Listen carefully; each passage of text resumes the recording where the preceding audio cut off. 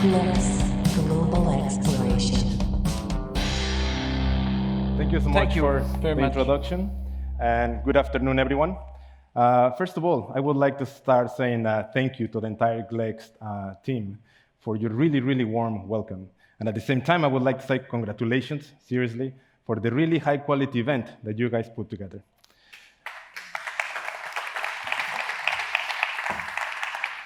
So my name is Carlos Espejel, and I am the ISRU lead for iSpace, or Space Resources Utilization lead for iSpace. And I will be sharing with you a bit about, well, commercial lunar exploration and lunar transportation. But before I start there, I would like to build some context. There is a new race to the moon.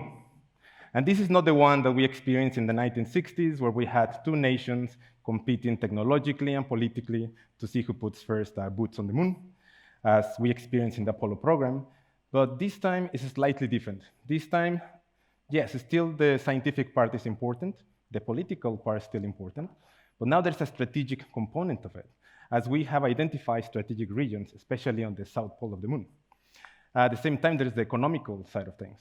Now, on the economical side of things, we have a number of industries moving from Earth and going to the moon to build what we call the Cislunar economy. Now, among these industries, we have the telecommunications industry, transportation industry, infrastructure, power, tourism, and resources industries. Among the resources industries, we have the mining industry. Now, you might be asking yourself, why is the mining industry going to the moon? And this is because the moon is rich in resources. And we know all of this because of our friends of NASA, ESA, JAXA, ISRO, and we have now really valuable data, which I will show some of that to you now.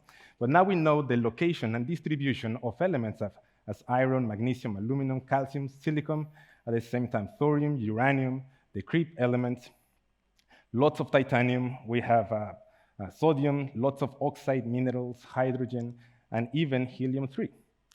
Now, helium-3 is one of those resources that in the very far future, we might bring them back to Earth because of fusion reaction as a fuel. Now, I'm going to make a disclaimer now.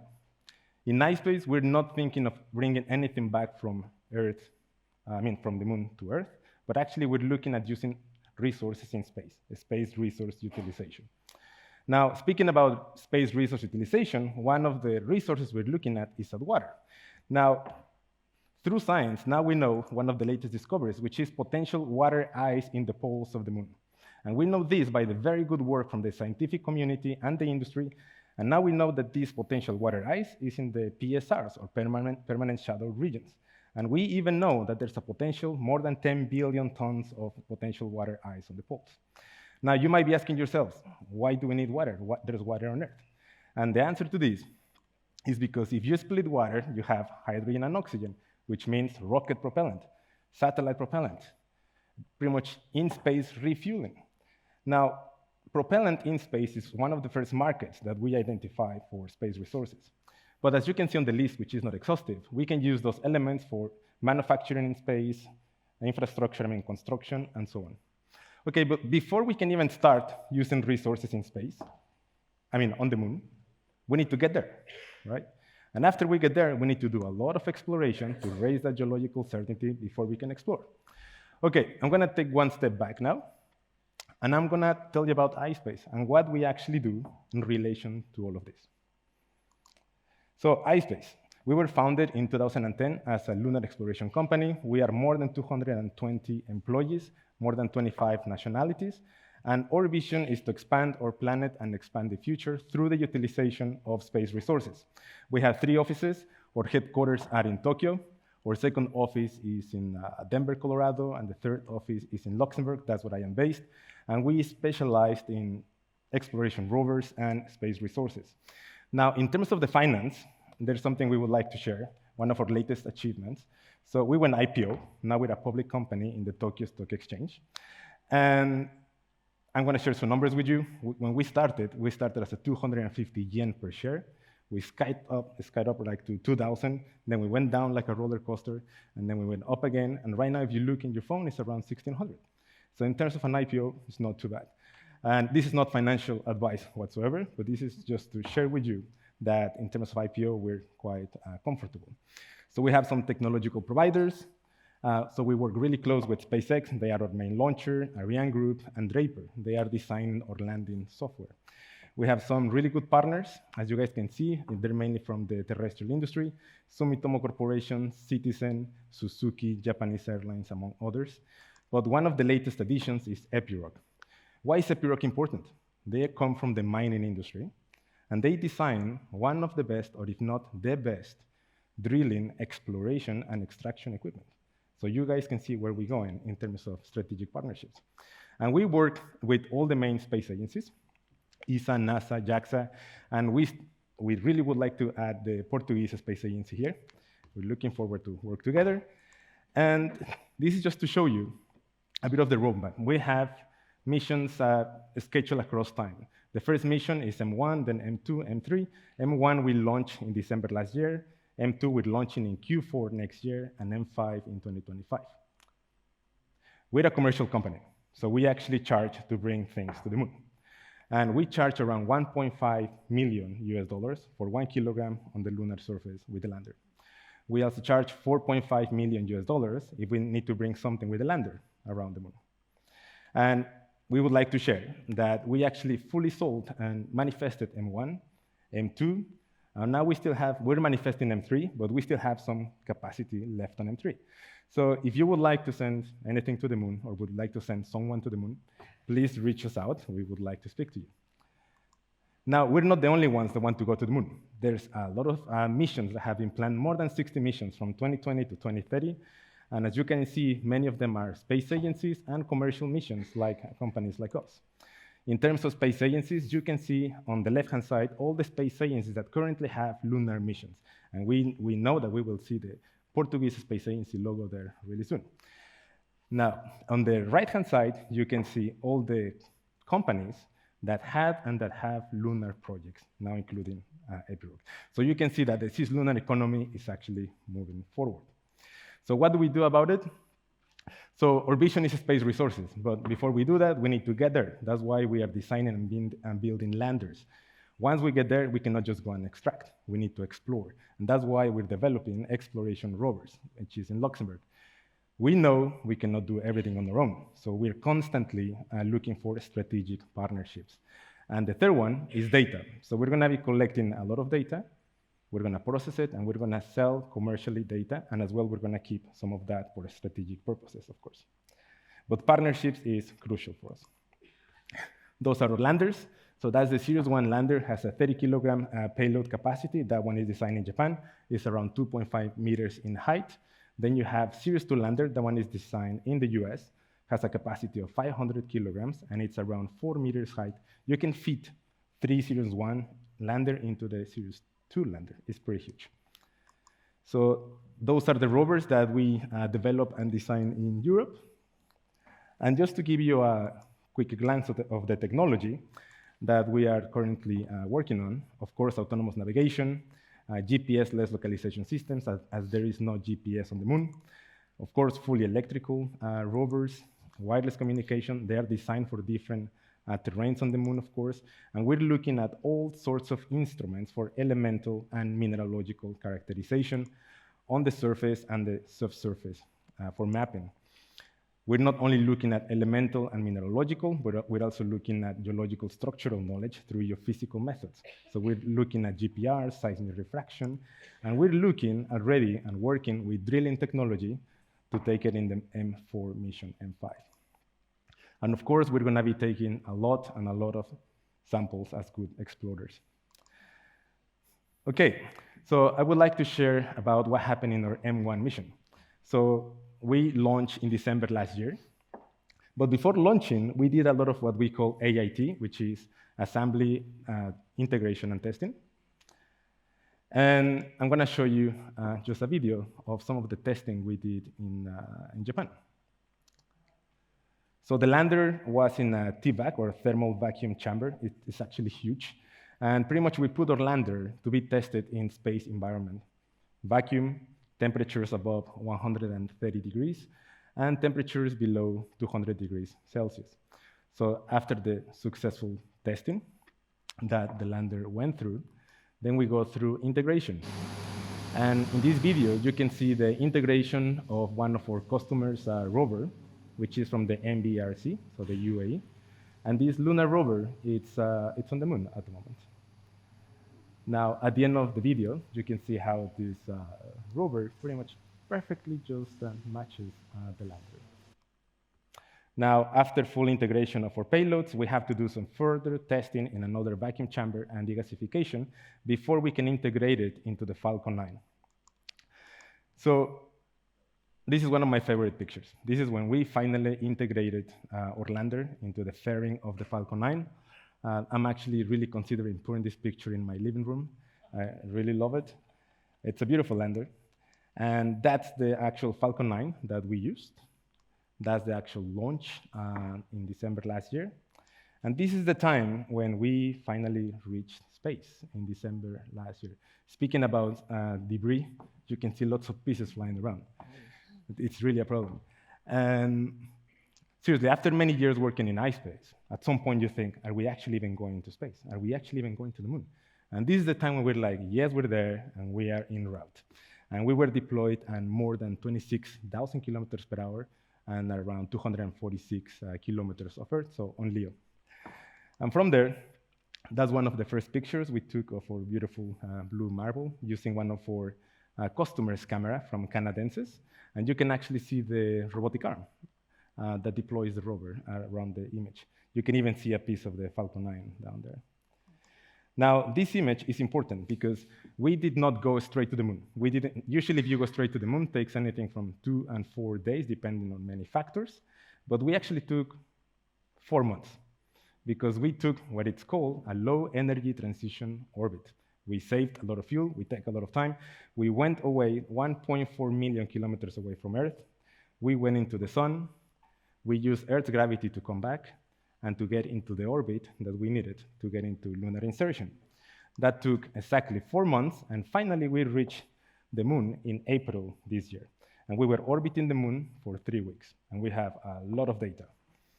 That's one of our favorite pictures. So our orbital engineers perfectly calculated to click the camera with our beautiful blue marble that we really need to take care of. And not only with that, but with a solar eclipse on Australia. You can see there, the little black dot. And this is one of our favorite pictures. And this is some real footage from our lander. And we have a lot of footage and images that we're still processing and that we will be sharing with the public in the next months.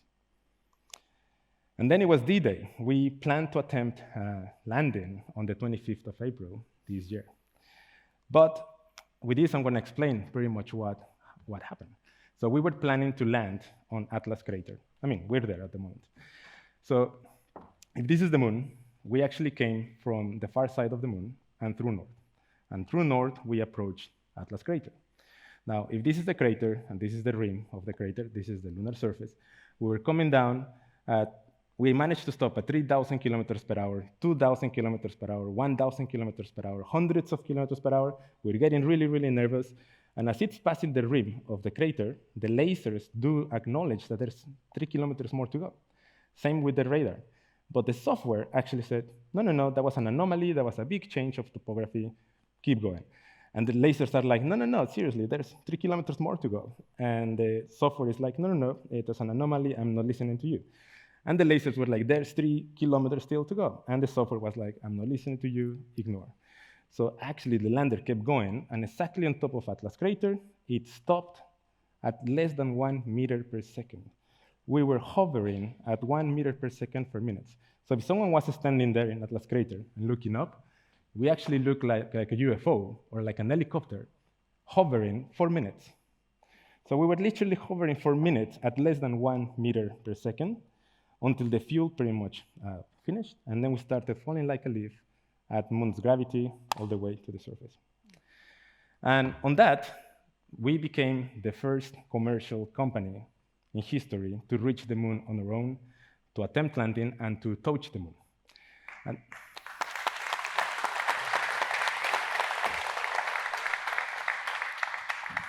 thank you. And out of 10 tasks, pretty much we achieved 8.9999. Now, someone might ask, do you have proof that you actually landed on the moon? Well, our friends at NASA, using LRO, they found us. So they really kindly shared with us. Now, we did not make a crater, so right, because we landed really soft, and that's where we are. That's some images of our team at the control room and the CXOs. And this image is just to show you that even though, we're a one global team, and in hardness and in success, we stick together and we keep pushing forward like good explorers. Now, what's next? We get to do it again. We have M2 and M3 missions. So I'm going to share really quick about the M2 mission, which is happening next year. And it's very similar to M1. However, we're doing something different with NASA. So I'm going to explain what we're doing with NASA. So NASA in 2019 was looking for commercial companies that could go to the moon on their own, land on the moon, deploy a system, collect 50 grams of regolith, and legally sell that resource to NASA. So it was a legal demonstration and technological demonstration. We won 2 out of the 4 contracts.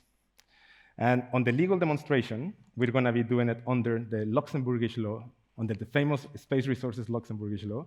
And on the technical side of things, we actually established an ISRU value chain consortium, bringing strategic partners across the value chain from exploration, extraction, processing, and so on, to execute this contract, to show NASA that as a ISRU consortium, we're executing the contract, but more important, that we are ready, because we have the best in the industry, to go for the bigger contracts: oxygen, water, hydrogen. And I'm going to finish with this slide. So this is one of our latest achievements on an M3 mission, which is happening in 2025. So it's very big because it was one of the most difficult CLIPS, NASA CLIPS task orders, which was landing for NASA on the far side of the moon for the first time. And we competed against the major space companies. And we actually won it as part of Team Draper, and we won CB12. So we will be landing on the far side of the moon on 2025. And by the way, we still have payload left, space left on the mission 3. So if you would like to send anything or anyone to the moon, please feel free to reach us out. And let's all go together to the moon. Thank you. Thank you very much. Carlos, can I ask you something? Can I tease you? Sorry?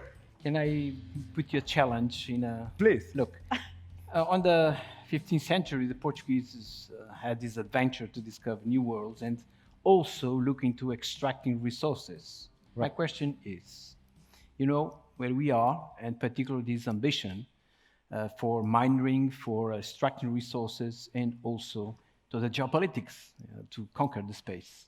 And my question is, what will be the moon in 10, 20 years after to extract all the resources? In 10, 20 years. Yeah, you see my point. So indeed, the sustainability of this, let's say, virgin environment that we have, and the ambition of man to extract resources, not on Earth, but on the moon.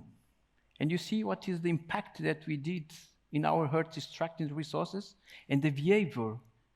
Human beings are like virus. They occupy the territories, extract the resources, and when there are no more resources, we need to go to another place to do the same. And I really want, but this is an amazing conquer that you have, but I want to see your perspective in terms of the appropriation of the resources of the moon. This is a topic, very complex, I know. I love that question, and it's a very important question, and we are working on that specific topic a lot and now for years. As we know, no one owns the moon, right?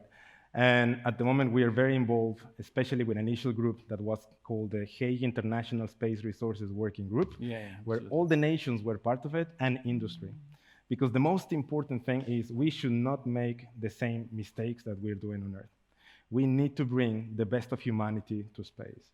And on that, I really would like to invite everyone that we are responsible to go out in space as one united humanity. We need to stop speaking about division. You know, we really need to communicate, collaborate, and inclusiveness is one of the most important things. Yeah. You know, Carlos, we are very wise people, the Portuguese. And you know what we did in the 15th century?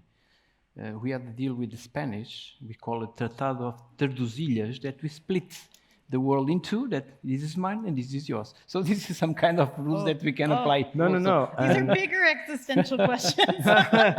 I mean, I'm originally from Mexico, so I know exactly what you guys are speaking about. Very good. Yeah. No, but on that, for instance, at the moment, what is happening geopolitically? We're being divided. We cannot do that. No, of course. If we are really going as a one humanity out there in space, we need to work together from now, from Earth. It's we a need to common bring the good. best. Yeah, it's a common And good. what is happening at the moment is, for instance, NASA is planning permanent bases on the moon. At least 3 Artemis camps, permanent camps. Russia and China, they're planning the International Scientific Permanent Camp. And also we in Europe ourselves. yeah, Exactly, yeah. as part of it. So we cannot just be speaking separately. You know, we need to start working all together Again, to international collaboration here. This is the exactly topic, to yeah. avoid exactly what happened in the 1500s, because we cannot do the same mistake as in the 1500s. Absolutely. Thank This is the you. point. This is the point. This is the perfect segue Yeah. for our next guest.